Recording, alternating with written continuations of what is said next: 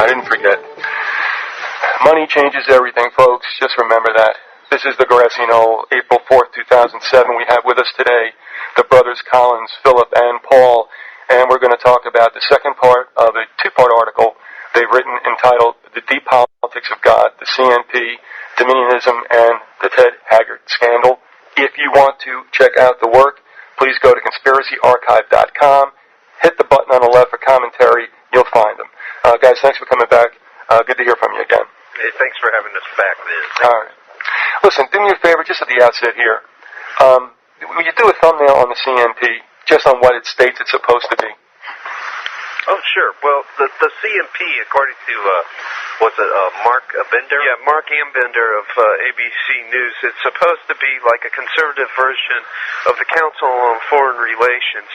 So it's supposed to be like their own counterpart to the establishment's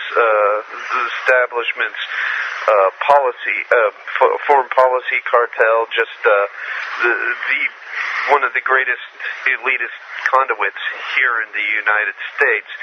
And it has, within its ranks, members of the CFR, it has a lot of contragators involved, a lot of contragators, as a matter of fact. Mm-hmm. Ollie North. Ollie North, Edwin Meese, John Singlob, and it has a lot of neoconservatives within its midst. And what it basically is doing is it's drawing Christians through its dominionist ideologies that gets bounced around by members like Marvin Lasky and D. James Kennedy and other guys thrown in there, Monson Jr., Howard Monson Jr.'s and big dominionists. Through that dominionist ideology, it's drawing Christians into the practice of what Professor Peter Dale Scott called deep politics. And deep politics is simply the criminal activity that makes up the everyday business of the power elite and the deep political system. The deep political system simply is those parts of the political system in this country and in other countries that have prostituted themselves out to the power elite. We know that deep political practices go on today and that they've gone on going back hundreds of years, but that they go on in the modern day because of Bill Moyers during the 1980 broadcast of Bill Moyers' Journal, where he was going into David Rockefeller. He stated that what critics of David Rockefeller see as a conspiracy, David Rockefeller considers to be just business as usual in a circumstance of life and all. And that's basically, he confirmed with that statement that deep politics, deep political practices do in fact go on to this very day, and all, because that's what deep politics is it's activity that you and I would consider morally objectionable, in that you and I would be we'd be outraged. But if we were engaged in this, we would be prosecuted to the fullest measure of the law. And theft, graft, blackmail, assassination, that sort of thing, and all. But for them, it's business, and it's like on the Godfather when Marlon Brando says, somebody says the word corruption, he's like, this word corruption, I don't like this. This is not corruption, this is business. Mm-hmm. So that's what we're dealing with here. It's an organization meant to draw Christians into deep political practice. And it's also a hotbed of neo-Gnosticism. Well, basically, these individuals, in fact, every individual that's committed to the realization of a one-world socialist totalitarian government, all the factions of the power elite really constitute neo-Gnostics. And what neo-Gnostics are, they're the new strain of Gnosticism. The new strain of Gnosticism seeks to basically take the end of days, that which is known as the eschaton, and they transform that object of faith into an object of emanate experience. They basically reconceptualize it as an object of emanate experience and transplant it here within the physical cosmos. And so they view the eschaton. There's that word. Yeah. By the way, Dwight, that's for you, along with the manatized ontology and eschaton. Just in case Dave Emery's listening. Yeah, but you got to keep Dwight the Bright happy and also use the word and show it. A little bit tangential, but you can tell Dwight that he was right on the money when he named the Yankee and Cowboy Wars book. That's a very important book to understand. These guys are basically represent kind of like the cowboys. These guys are the hot to trot, just full out jihadists. There's some old Rockefeller internationalists and old establishment guys within their midst that kind of draw them back into line, so to speak. But there's a lot. I mean, you're talking about a lot of those hawkish kind of cowboys being involved. But let me ask you about this though. As far as the CMP and the problem I got, you guys said that maybe some of them don't know what's going on, and of course that very could well be. I kind of think they can't be that dumb. If we know, they got to know. But besides that, here's the problem I've got. When you go to try to find out information about them, you find out that they're secret and they don't want to tell. And I'm saying to myself, how can a Christian be involved in a secret situation? Absolutely. Well, what was it that Jesus said? Jesus said, when he was brought before the Pharisees, he said, I've spoken out in open, in secret I've said nothing. And these guys should start to recognize that the fact that there's a culture of obscurantism that is being promoted within the ranks of this organization, that should tell them that there's something going on here that is not quite right. The fact that there is something secret means that there is something to hide. Here's a possibility for you with some of the more innocent members of the CMP.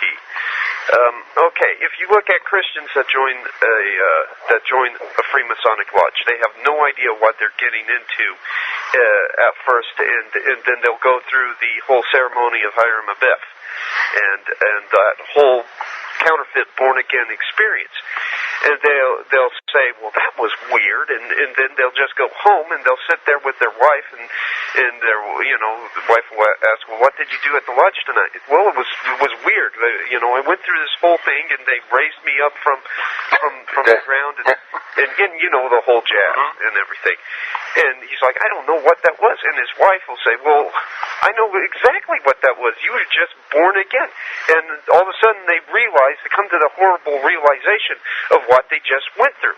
But what's the problem? Is that when they were raised up, who are they facing? They're facing their grandfather, their uncle, their best friend down the street. They're facing the pastor of their church, and so they realize that what they went through was something bad, but they don't want to rock the boat. They don't want to cause waves. So what they do is they just quietly disappear. They stop showing up to meetings and just send in their dues once in a while. There's no complete breaking of the ties, and so these guys will get involved in the CMP, and they'll see these members there, these criminals, and what they'll do is, instead of just totally breaking the ties and beginning to expose them, they will just quietly start to distance themselves from the CMP. But by then, it's probably too late, because a lot of damage has been done to their thinking, because the ideas that have basically been spread into their thinking by the CMP. The example I gave last time, Donald McAvaney. Donald McAvaney likes to make it sound like the Christic Institute's investigation into the Iran-Contra affair was nothing more than imagination run amok, and that the Iran-Contra scandal was a fiction, and that it was merely being used to purge the National Security Council of its conservative elements. Well, there's a half truth in that. I believe myself that the Iran-Contra scandal was used because liberals have an agenda too, and ought to basically get rid of conservative elements within the National Security Council. That being said, however, the Iran-Contra scandal was by no means a fiction whatsoever. If it wasn't, we wouldn't have had Ollie North shredding untold numbers of documents involved in the whole Contra war. Let me ask you something. You said something. Would you repeat what you said about the Christic teachings? The Christic Institute? Yeah. The Christic Institute was basically doing an investigation into Iran-Contra. They were basically doing an investigation, and it's a more left-leaning. It was a more left-leaning group, but the truth is that they did hit on some elements of the truth concerning Iran-Contra. Well, how about this? Let me ask you. This is the same one. I'm assuming that it is. I got a book here, a couple of pages from a book called The Christic Teachings for Man's Guidance in the Church of the New Order of the Ages for both his temporal and eternal welfare, issued by the Church of Illumination. And for those who've heard other shows, guess where they're at? Quakertown, Pennsylvania. Are these the same characters? I don't think so. I'm not too sure. Okay. I'm not too sure. I know the Christic Institute through their investigation of the Iran-Contra scandal and the stuff that they brought out, because it was when the Christic Institute began to file suit in court that the whole Iran-Contra scandal began to basically get blown open and everything. But my point was that basically, where did Donald McIlvaney get this idea that Iran-Contra was a fiction and everything? Well, if you go to the CMP, you find Johnson Glob, you find Edwin Meese, you find Ollie North and everything. So you have these guys there basically having some kind of impression upon the man's overall thinking, and another example would be Stanley Monteith. Stanley Monteith has done some good work. However, on his show on numerous occasions now, he has had Glenn Spencer on. Glenn Spencer is basically, his whole anti-immigration outfit has been funded by John Tanton. John Tanton, his whole network of anti-immigration groups is in turn funded by Richard Millen Scaife, who's been involved with the CMP. So, I mean, is he having these guys on because of connections that he has in the CMP, basically having an influence on the man's thinking? Basically, also with the CMP, what you'll find is kind of a recycling of the same organizational model with, say, the old Bavarian Illuminati, in that Adam Weishaupt managed to recruit several Christians to the Illuminist cause because they managed to provide enough Christian window dressing for what was really an occult ideology. And in the case of the CMP, you have the Christian window dressing there in the form of Dominionism, because Dominionists talk a lot about God, they talk a lot about Jesus, they talk a great deal about all these biblical concepts, but these biblical concepts have a neo-Gnostic spin to them. For instance, they totally invert, I believe it's Ephesians chapter 6, verse 12, which deals with how we're not supposed to wrestle with flesh and blood, but we wrestle against the spiritual host of wickedness in heavenly places. Well, Ted Haggard, who was a CMP member and has fallen into disrepute because of the sex scandal, Ted Haggard has completely and totally reconceptualized the spiritual warfare that the Christian is supposed to engage in, and reconceptualized it as preemptive warfare. Well, this is just vintage neo-Gnosticism, because what he has basically done is he's eviscerated Christianity of any spiritual elements and completely relocated spiritual warfare here to this plane of existence, the physical plane of existence, and transformed it into preemptive warfare, which of course suits the needs and desires of the neoconservatives who are closely aligned with CMP members and closely aligned with Dominionists. And preemptive warfare, by the way, and also Ted Haggard is a proponent of globalism. Preemptive warfare and globalism qualify, in the words of the now deceased Malachi Martin, as socio-political Darwinism.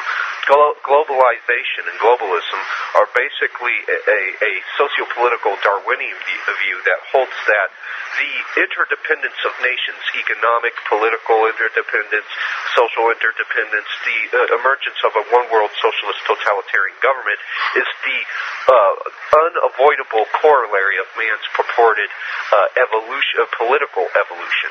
And so what you have Christians who ostensibly reject Darwinian biology. They don't believe that man came from ape or from some common ancestor, but they embrace Darwinism in principle. And this is extremely paradoxical because Ted Haggard has been on numerous occasions criticized by a neo-Darwinian named Richard Dawkins. But really the men have more in common in principle than they really believe, because what Haggard and what several CMP members are embracing is socio-political Darwinism. Preemptive warfare rose to prominence, came into vogue during the age of social Darwinism and eugenics, and all that globalization is socio-political Darwinism, the belief that man is evolving towards a common world interdependence, a one-world socialist totalitarian state. And that's really paradoxical given that they call themselves Christians. But again, Adam Weishaupt managed to do the same thing. He managed to recruit several Christians to the Illuminist cause just by using, some common Christian terminology. He spoke of Christ and everything, but when he spoke of Jesus, he was not speaking of the same Jesus that many Christians thought he was speaking of. He was speaking of Jesus as, in his own words, quote unquote, the asserter of the empire of reason. And that's a lot different from Christ as we know him. Jesus is not some asserter of rational thought and the primacy of the human mind, of human reason. But that was what he saw Jesus Christ as an avatar, as a new age avatar, somebody who had come along to help speed along man's progress towards becoming his own Messiah through the powers of his own cognitive abilities. And that's basically what Adam Weishaupt did, was he reconceptualized Jesus along these Gnostic lines. And that's what the Dominionists do. They reconceptualize Jesus along more Jacobin contours. Jesus becomes more of a political revolutionary. He's not willing to come back unless they stage a political coup. Well, that's what I was going to ask you. I mean, doesn't it ever... See, I can't believe that this notion hasn't dawned on any of these individuals that are in there, and especially the principals, mainly because, you understand it isn't for we, the brethren, to take matters in our own hands. They've got to know that, so the only conclusion I come to is they deliberately and willfully blow through the stop sign. Well, I would agree with that, except that we have examples of, in the past, Christians being basically hoodwinked like this and all, because they keep just enough Christian terminology and enough ideas and concepts that people are familiar with there to basically fool a person into believing that it is Christianity. Yeah. Like Phil was saying, the Illuminist, who is basically the group, in our opinion, that systematized the means and methods that make up deep politics and all. They fooled tons of Christians. Like at one point in his writings, Weishaupt bragged about how he had basically won a major Protestant preacher over to his cause and went, "Oh man, how is there anything you cannot be convinced of?" But also something to take into consideration here is that perhaps some of these people rationalize it they might rationalize their involvement with dubious beliefs and people who believe dubious things, but because they get so frustrated. The fact is that the political system, as we know it, is not favorable to the Christian worldview, and it's not favorable to Christians. And so they figure, well, these people, no matter how dubious their belief systems, these people can provide me with the social and political capital that I'll need to help push Jesus' agenda across. The enemy of my enemy is my friend. Exactly. That they kind of rationalize it along those same lines, and that's the problem with politics. People get in, well-meaning idealists, and they think, well, you know what? If I have to deal with this individual, no matter how dubious they are, this person is going to help me do something good, and it never ever works that way. The human creature is complex in that we seldom come across somebody that is pure evil or somebody that is pure good. We run a spectrum. Yeah. So it's kind of like the movie King of New York City with Christopher Walken. At one point, Christopher Walken plays this just horrible mobbed up guy who's doing all sorts of terrible things. And throughout the course of the film, does terrible things, kills people, just steals and loots and all sorts of terrible stuff. And at one point he says, though, to a close confidant and friend of his, he says, I don't have much time left here. I don't have too much time left on Earth. But before it's all over, I'll do something good. And the whole idea is yeah, I have had to kill, I've had to steal, but something good will come out of it. And it's just reiterating Weishaupt's own mantra that the ends justifies the means. Okay. People will rationalize. But all right, let me throw you at what I believe. First of all, these people are supposed to have the Holy Spirit. Right. Okay, that rings bells automatically. My feeling is you got to want to believe the lie. You got to want to be deceived. And like the song says, excuse me for my backstreet bromides, it's like you knew damn well I was a snake when you took me in. And that's what I see with these cats. They know it. They heard the sirens. They heard the whistles. And no matter what their good intentions are, they are putting themselves in front of what the Lord's will is. I just can't see that they didn't shut down, the bells and throw the Holy Spirit in the freezer until later. Well, though, I mean, it's kind of like I forget who it was that said this, but in hell, conscience will be the loudest thing that anybody in hell will hear. And it's like here in the here and now, right in this existence, we can really shut down conscience. We can deaden ourselves to it. And the Holy Spirit, can speak to one's conscience and speak to one's conscience in that still quiet voice and everything. But the problem is are people willing to listen? Are people willing to shut up and are they going to listen to the voice of the one to whom they gave their lives, their hearts and souls? Or are they just going to grieve the Spirit? Or did they ever give themselves over? Are they Hebrew Sixers, or they've been fakers all along? Yeah, well, we can sit here and debate it back and forth, but when it comes to that kind of question, that's something that we'll never know. We'll never know. We don't know what happened in that person's heart and in that person's spirit. So either way, I think we're all in agreement something's terribly wrong with them spiritually, and they've been spiritually and mentally, morally compromised. I don't know if this is the time to do it. I'm going to pose the question. If you want to shelve it for later, that is completely okay, because I don't want to step on where you're going. Mm-hmm. But as I wrote to you in an email, here's what I'm wondering also. And again, defer it if you wish, because I will bring it back up later. I won't forget. I'm starting to think, I don't even couch it in anything but explicit language, that amongst the Muslims, that amongst the Christians, and amongst the Jews are raised up a group of rogues, fakers, whatever, who are becoming the poster boys, which is eliciting the hatred of people toward Islam, toward Christianity, toward Judaism. Do you want to go there, or do you want to deflect that? I think that you're correct, and that actually that kind of brings us into what I kind of wanted to go into. All right, great. One, actually, this week. Malachi Martin spoke about what he called the super force.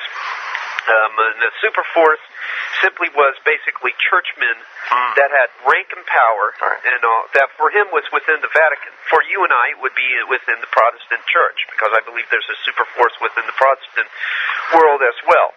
And they basically occupy key points of the hierarchic structure, and they control the organs that are the most vital of the church. And he also described the super force as basically a ecclesiastical version of a hostile corporate takeover team. We have the same going on within the Protestant ranks, and I'll just add that for me the super force that Malachi Martin described sounds a lot like a spiritual and ecclesiastical version of L. Fletcher Prouty's secret team. The secret team was basically people within government and outside of government that held top security clearance and were privy to intelligence reports from CIA, NSA, other members of other groups within the intelligence community. That's what we got here. We got people within the church and outside of the church that basically have access to the highest levels of the churches and are privy to the knowledge that is bounced around within them, and are in key positions of influence to make things happen. And that's what I see. We see the CMP as kind of being is kind of a super force for not only the Protestants, but I think also that there's a sizable Catholic contingent within the CMP ranks, which means that some of them are involved within the super force that Malachi Martin spoke of being involved in the Catholic Church. And for the Muslim world, I believe it's the Muslim Brotherhood, and all. But there seems to be within each one of the Abrahamic faiths, and with the Jewish religion, I believe that it's the remnants of the Sabbateans and the followers of Jacob Frank, the Frankist, and on just going to have to defer to Barry Hamish if you want to learn more about that and everything. But there seems to be these rogue elements within each one of the Abrahamic faiths that are basically using the faiths, and they don't want to outright destroy them, like the Carbonary back in the day. The Carbonary did not want to destroy the Catholic Church so much as just get in there and infiltrate, co-opt it. Yeah, get rid of its substance and then use it as the institution to bring about what they wanted to bring about. Yeah, but basically what these little contingents of rogue elements within each Abrahamic faith they are, and I know I keep hitting on this, I probably sound like a broken record, but they are really neo-Gnostics, because what they will do is they will take the theology of those respective faiths, and they will completely and totally reconceptualize all the spiritual concepts of those faiths and completely transplant them here within the ontological plane of the physical universe. But let me ask you this though: would you say it's true? Give me your impression on this. That really, when it all comes down to occultism or apostate practices, that usually, Pike said, you'll find the Kabbalah there always.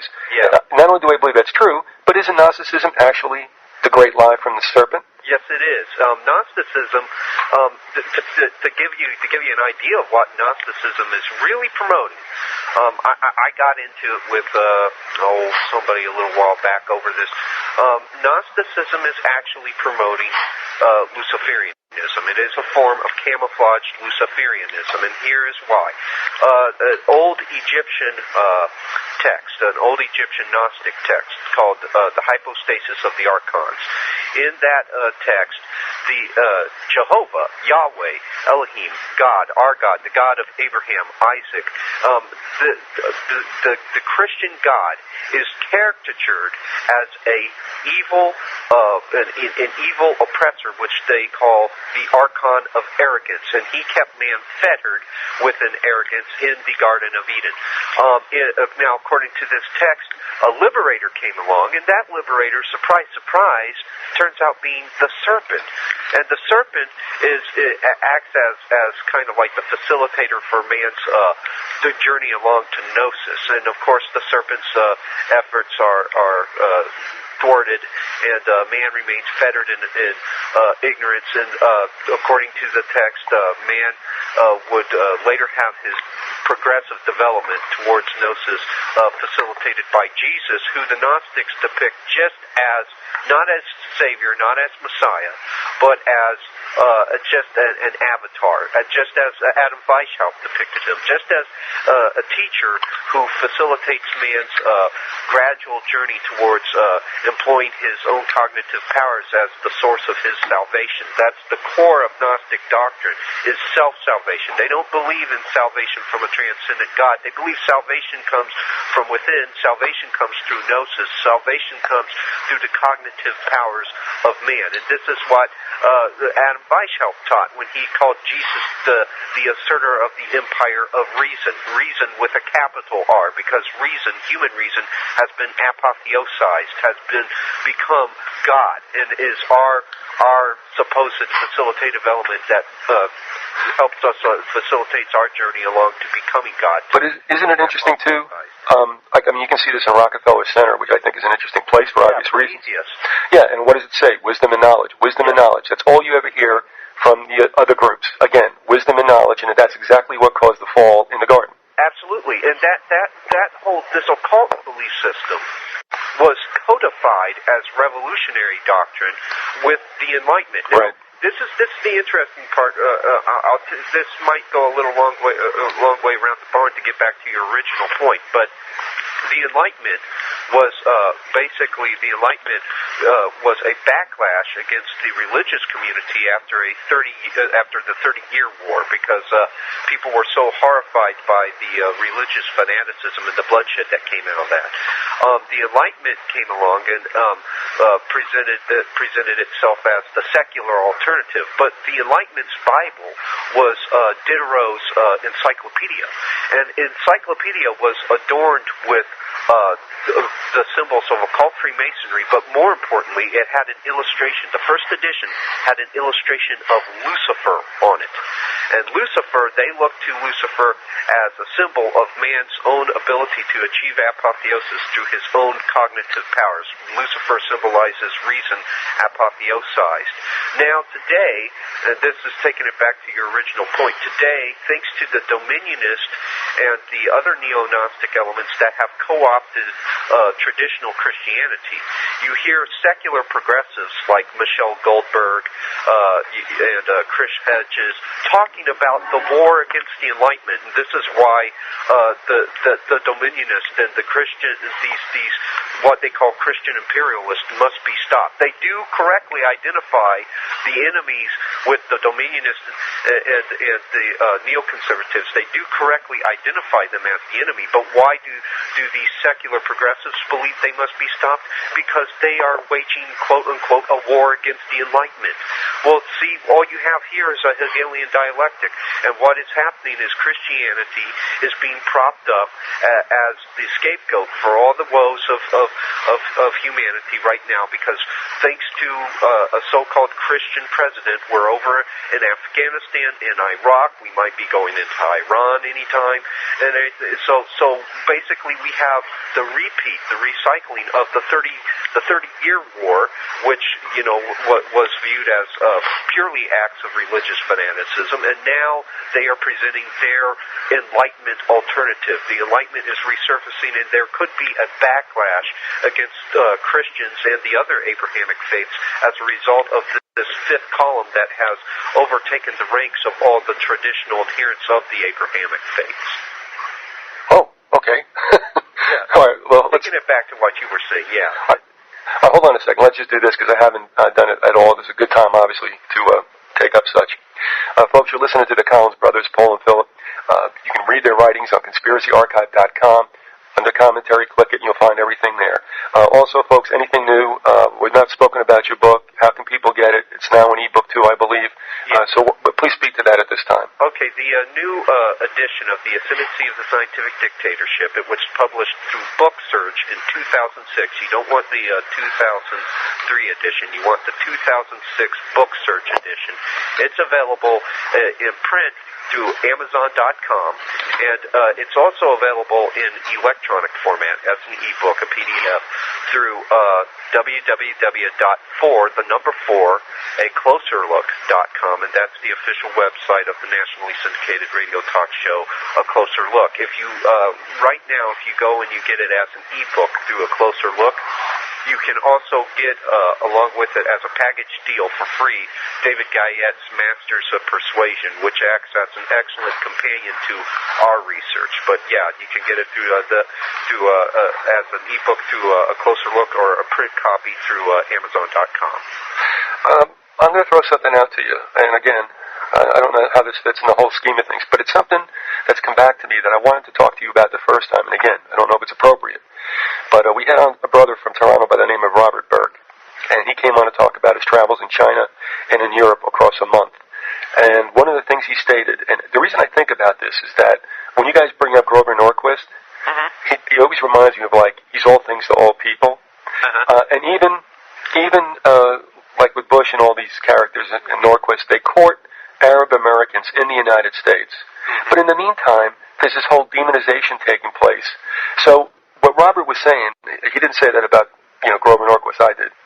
But what seems to be happening in this perfect, Orwellian doublespeak is that, well, what he said was, when he came back, we will fight those who we do business with and do business with those who we have fought. And what I'm saying is, I'm looking at this contradiction almost everywhere. You know what I mean? It's like when I look around at kids being forced in public schools to, recite some planks of the Quran or, wear burqas or whatever. On the other hand, but everybody's working up this hatred toward him. So I'm saying, how can we be doing all these same things? In the meantime, Bush wants to go after the evil empire, and Norquist is there trying to get money out of Arab Americans. Well, this has happened before, though. Okay. Go back to World War II and shortly thereafter, right, and everything.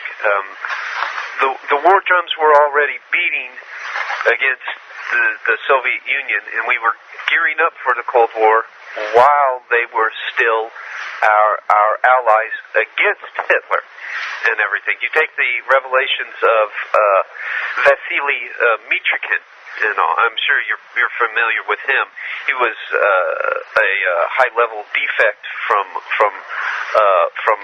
Russia, and he basically has shown where he's dead now. I believe he died a few years back at 81 from pneumonia, I believe it was.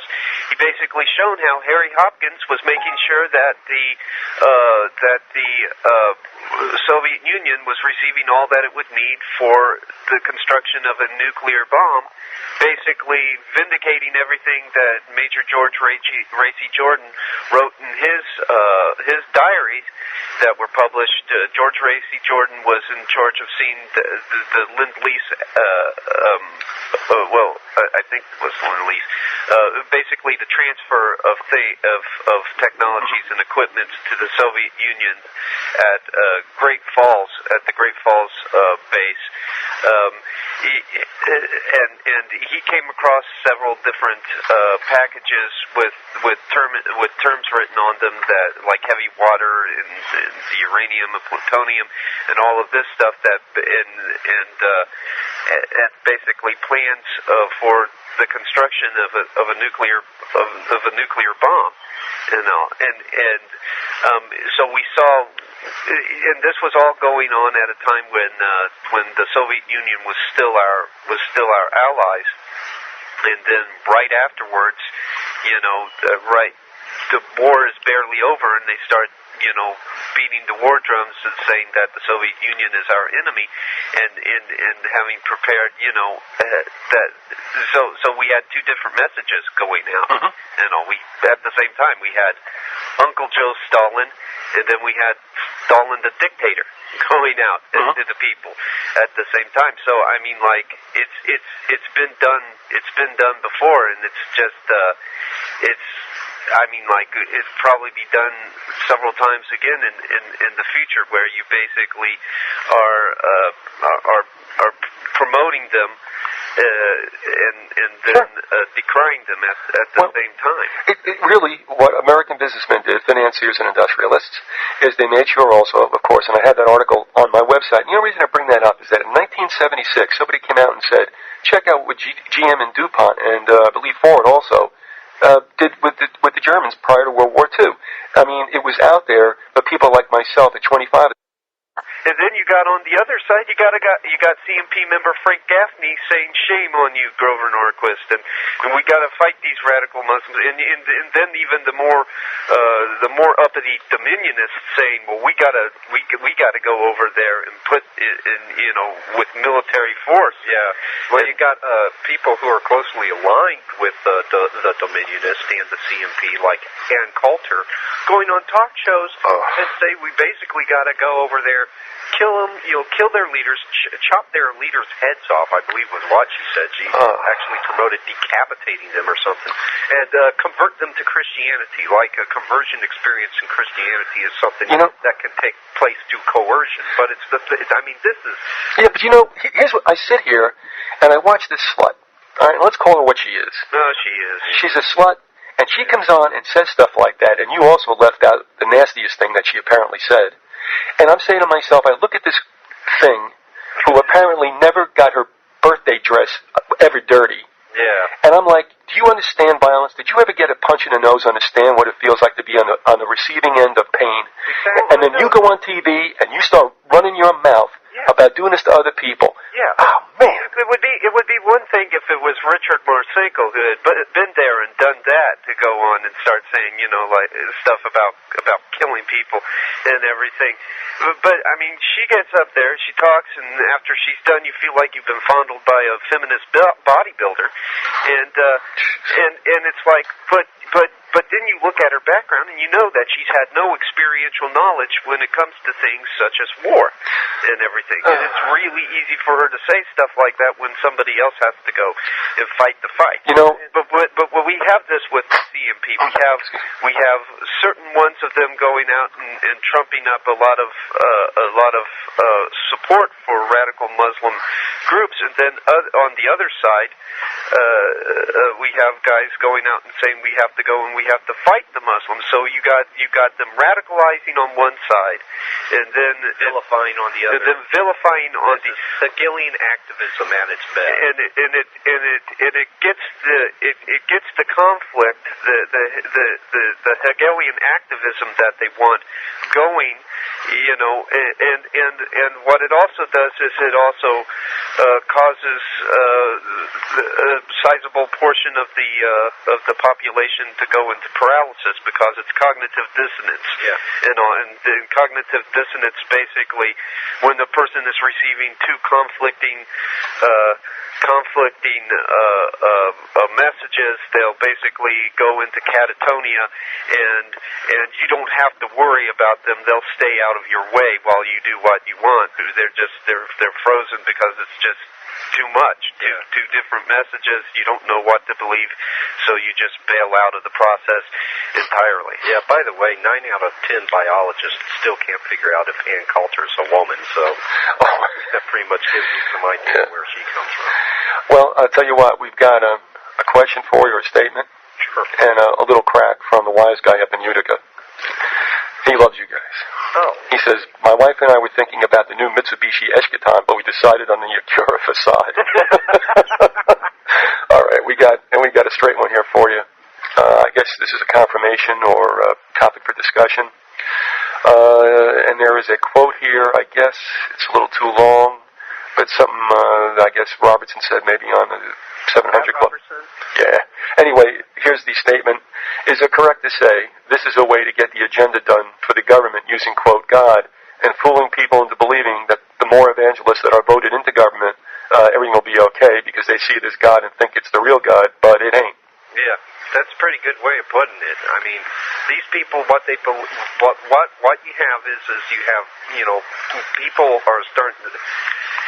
It's one part conspiracy, which is shame on them, and then one part just cultural indolence and laziness, which is shame on us. Because these people, a lot of Christians who seldom ever crack their Bible, maybe show up to church on Sundays, go to the bake sales and the picnics and what have you, they're counting on their pastors to tell them the truth. And, I mean, I hate to say this, but, I actually have relatives who are caught up in this trap. They went and they voted in George W. because their pastor told them to. Well, he's a good Christian man. Look, we saw him on the front cover of, was it Newsweek? Oh, yeah. Praying. Newsweek. So he is going to give the Christians the social and political capital they need to turn America's direction around, to turn it around and lead us away from immorality. And so as a result, we wind up getting these characters into office that are not devoted to Christian principles, but are completely devoted to elite initiative. And it's because we relied on the different pastors and ministers that got their degrees at seminaries, to basically be our compass, when the truth is that it was our own personal responsibility to read the book for ourselves, to ask the Spirit for discernment ourselves, and we didn't do that. And the rank and file did not do that. Yeah, and Pat Robertson, by the way, Pat Robertson has supported several members of the CFR. He's supported several members of the establishment and everything. His book, The New World Order, it had a few gems of wisdom in it, but for the most part, it didn't reveal very much about the establishment. And there's even some who assert that it was ghost-written, and it was just written out of financial expediency, because it got its organization to 700 Club plenty of donations. Yeah, lots of donors. And he's been with the CMP, another individual of great importance to his life. J. Peter Grace was a member of the CMP, and J. Peter Grace baptized his children. J. Peter Grace was involved in the creation of AmeriCares. Pat Robertson's CMB Christian Broadcasting, or CBN rather, CBN Christian Broadcasting Network, has been a major contributor to AmeriCares, and AmeriCares was basically used for different intelligence operations in Latin America, down in the South.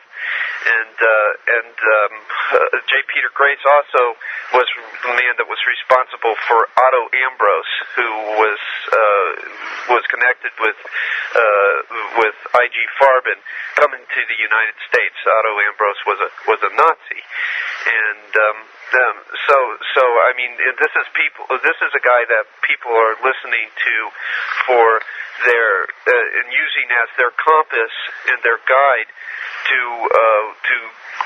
wade through the murky waters of the political system and make the right decision and everything. I want to, if you heard the sound of a drawer being opened over here, I pulled out that Newsweek issue. Let's see, March 10th, 2003.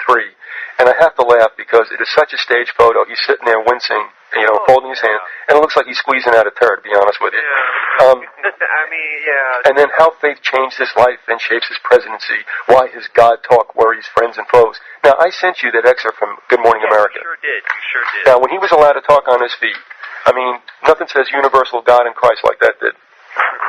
Yeah. Well, I mean, there was a great deal, I noticed there was a great deal of ambiguity regarding the person of God. Because, I mean, really, God, the word God is so nebulous. Exactly. It can mean anything. Anything could be anybody's God. I mean, I've heard a lot of people, would say, Nature's God. You know, I mean, it's really that nebulous. It can be assigned to anything or anyone. Yeah, I mean, he didn't really speak a whole lot about Jesus. He didn't narrow the definition for himself, and that was probably a political expediency on his part, and it was, because that way God-believing people everywhere could vote for him. Well, and, when people are avoiding the use of Lord. I mean, that to me is a very small point, but when people just keep talking about God, God, God, then I start getting into the head of like, okay, you have no idea what's going on, you just want to sound like you do. Yeah, exactly. Well, it gives them enough spirituality to feel like they're, right. Like they have something more. But it also is very non-committal. You don't have to commit to a God. You have to commit to a Lord. If the Lord is the Lord, then the Lord is the one who's steering the ship and everything. But if it's God, he might, be easily reducible to a cosmic vending machine that I put so much cash into and get whatever I want out of it. For us, it's quite simple. In the Gospels, Jesus says, "Go and baptize in the name of the Father, the Son, and the Holy Ghost." And then in the book of book of Acts, they go and they baptize in the name of the Lord Jesus Christ. So when you refer to God, you have to use that name. You have to use the name the Lord Jesus Christ with us to be, or you could for us to know what God you're talking about. Otherwise, if you just use the term God, you could mean just a plethora of other things. But that's what it's meant to be. It's meant to represent the what would you call it, the Parthenon of all the available little g gods out there. It's deliberate. There's one thing I want to throw out to you. I'm going to give it back to you for last comments, and then we got to scoot till next time we meet again.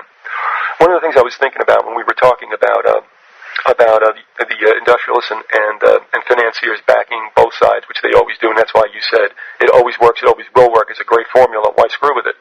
But you know what I was thinking is that IG Farben and how nefarious it was, and how it was broken down, disassembled, around the Nuremberg trials, and then it went over here. And every time I look at Bayer, BASF, or Aventis, I'm looking at IG Farben. And what strikes me so interestingly, and maybe it's a coincidence, and maybe I'm delirious, as some would say, idiots, and that is, when I look at the Bayer aspirin or the Bayer logo, there's a reason why it's configured like it is. You catch my drift? There's I guess you could say there's some iconic continuity there. Are we thinking maybe of the Iron Cross? You never thought about that, did you? It is a recurring motif. And you find those motifs all the time. Yeah.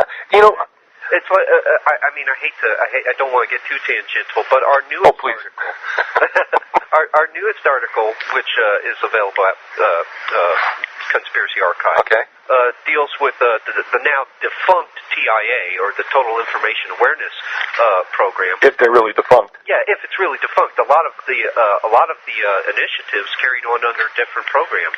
But you look at that, you have the all-seeing eye crowning the truncated pyramid. Well, this is a recurring motif. Sure. Throughout occultism, it was invoked, of course, by Adam Weishaupt's Illuminati. It was invoked by Jeremy Bentham, who, of course, developed the Panopticon and everything. And oddly enough, you have, with the TIA, you had the application of a panoptic model to society. It was a surveillance system, just like the Panopticon. Sure. And everything. And it goes on and on. Nancy Pelosi's invocation of the term New Order of the Ages and what have you. These people really don't have much in the way of originality and everything, but the iconic and indexical, symbolic continuity of the signs that they invoke does seem to semiotically gesticulate to some recurring themes amongst these people. It's time for me to monetize my Ishkatan and get my ontological butt out of here. One other thing, too, folks, would you take aspirin from somebody who also is a pesticide maker? I wouldn't stick anything Bayer makes in my mouth. I wouldn't even put it on the insects. So anyway, we've been talking with Philip and Paul Collins. We'll pick this up later on, maybe this month or next month. Is that okay with you? Yeah, that's absolutely fine. All right, listen, I appreciate you coming on. Good discussion. And for everybody up north, I'm just going to play a little song for your April spring weather.